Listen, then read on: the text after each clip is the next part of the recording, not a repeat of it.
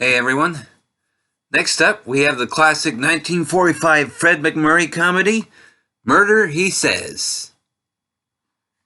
Now, pollster Pete Marshall, Fred MacMurray, has come to town looking for his colleague, Hector P. Smedley.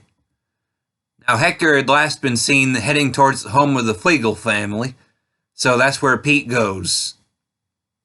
He soon finds that decision to be a mistake when he meets the rough Mamie Flegel Smithers Johnson, Marjorie Main, her twin sons Mert and Bert Flegel, both played by Peter Whitney, her daughter Elani Flegel, Jean Heather, and her current husband, Mr. Johnson, Porter Hall. Now, Pete quickly realizes that they killed Hector and are considering doing the same to him, but they decide to keep him alive.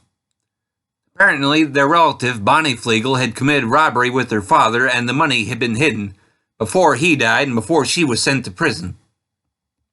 At this point, only Grandma Flegel, Mabel Page, truly knows where it is, but she doesn't trust the rest of the family, and for good reason, since they've been poisoning her.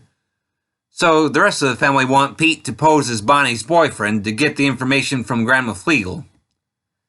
Now, she quickly figures out he isn't Bonnie's boyfriend, but figures that she should tell him anyway, since she doesn't have much time, and gives him a sampler with some musical notes on it before she passes away. Now, afterwards, he tries to tell the other Flegels about the sampler, but they don't believe him because the lyrics are essentially just nonsense words that Elani keeps singing. Then Bonnie Flegel shows up and starts working Pete over. However, when the two are alone, Pete finds out that she is not actually Bonnie, but Claire Matthews, Helen Walker, whose father had been working at the bank the night the robbery happened, and because of that was accused of being the part of it. Now, Claire hoped to find the money and clear him. Pete isn't thrilled, but he decides to stay and try to help her out. Of course, the whole trouble is, obviously, trying to figure out where the money is hidden, all the while avoiding the attempts of the other Flegels to find out themselves or kill them, which becomes harder when the real Bonnie Flegel, Barbara Pepper, arrives. Now, the movie had been filmed as far back as the spring of 1944, but was held back due to the war and ended up being released in 1945. At that time, Paramount had a big backlog of movies, mainly because they were trying to get a lot more of the war-related stuff out faster, hoping to keep those films from being dated before the war's end.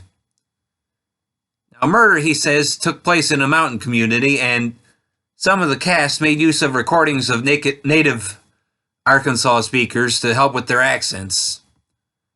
Now, reviewers of the time had mixed opinions on this movie, but over time it has grown to be considered one of the better comedies of the era. Now, this is one of those movies that, prior to my recent viewing, I didn't immediately recognize, but essentially upon watching it, I found it very familiar.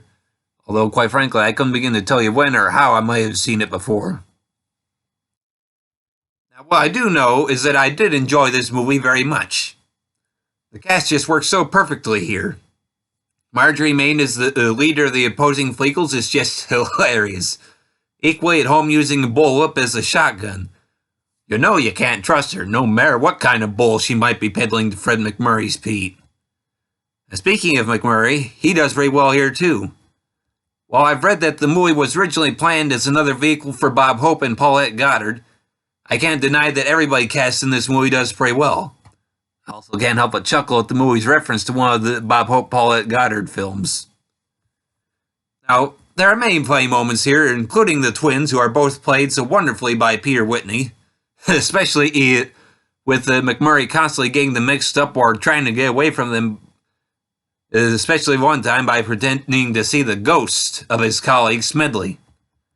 I could easily list off a whole lot more wonderful moments from this movie, but some things are best left just to be seen in person. I definitely recommend this one any time of the year, but it certainly should work pretty good around Halloween.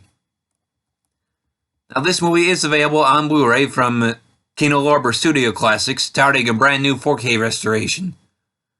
I'll certainly say that the new transfer looks fantastic. A very vivid picture, and it certainly brings out the glow of some characters throughout the movie. Obviously, once you see it, you'll understand what I'm referring to there. Now, there are only a few scratches here and there to keep it from being perfect, but I'd still say that it's well worth it. The movie is 1 hour and 34 minutes in length. Well, that should be all I have to say on this one, everybody, so thanks for listening, and I hope you'll keep tuning in for more.